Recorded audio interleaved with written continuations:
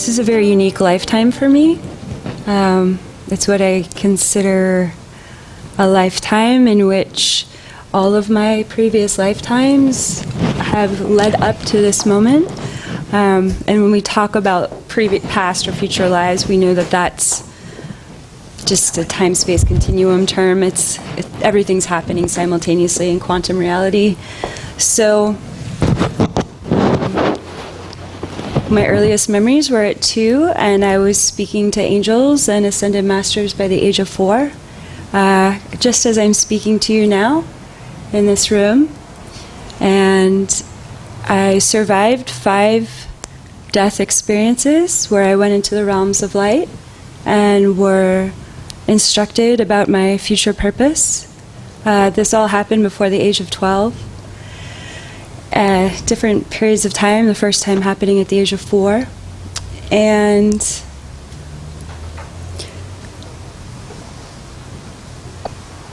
But my actual training as a channel, well, I guess it started from childhood on, but my conscious human awareness training, my conscious choice to go out and receive instruction from teachers such as Doreen Virtue and other lovely individuals who showed the way ahead for us to follow our own destiny, started at the age of 26. I had a very serious yoga practice for 3 years, and I knew I was psychic, but I was terrified to talk about it.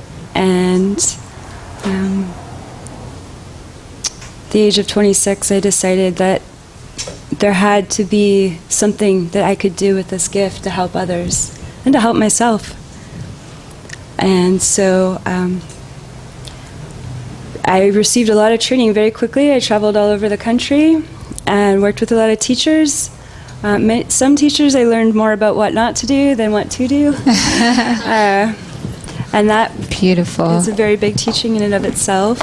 And then I began professionally channeling at the age of 27. And I'm 37 now, so I have a decade of experience channeling.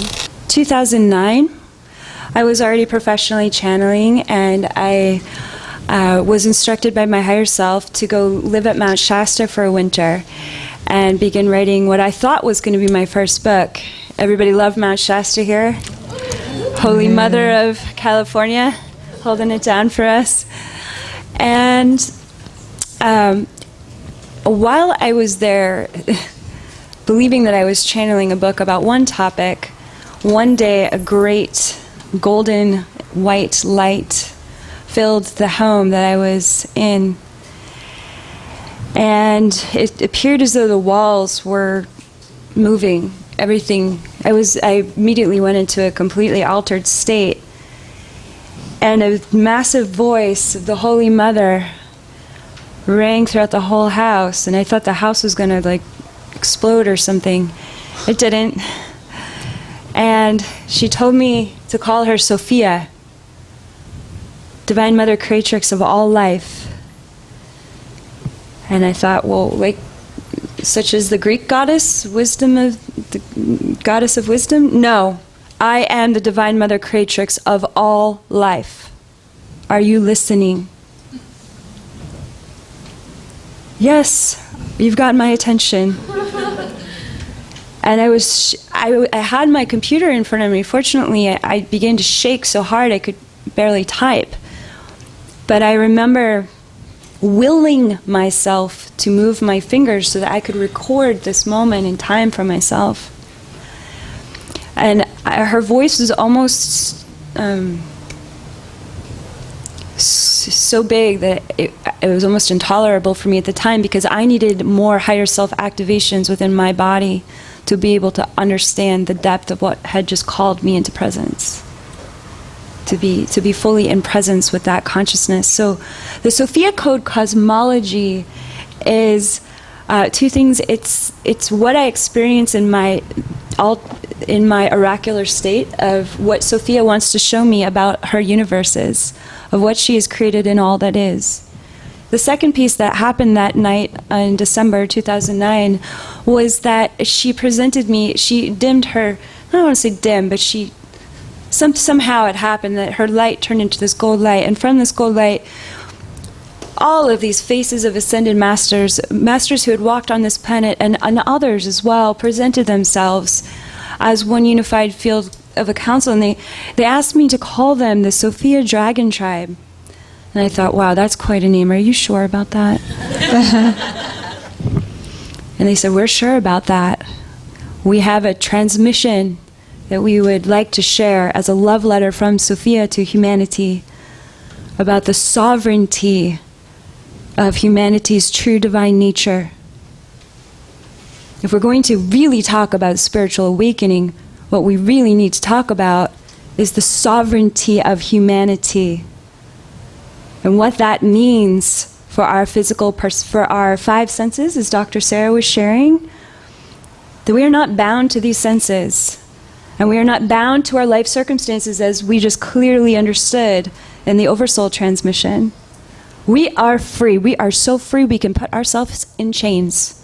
That's how free and powerful you are.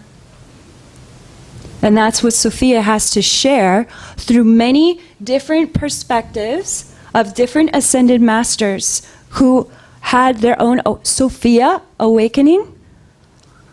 And we can call that Buddhic nature, Sophia Christ consciousness, Buddhic consciousness, the Tao, whatever you want to call it. It's all the same thing as when the lights go on. And you realize you came here to be fully sovereign, to be a divine mother, father, creatrix of all life, just like your divine mother who created you. She couldn't possibly create you as anything less than that.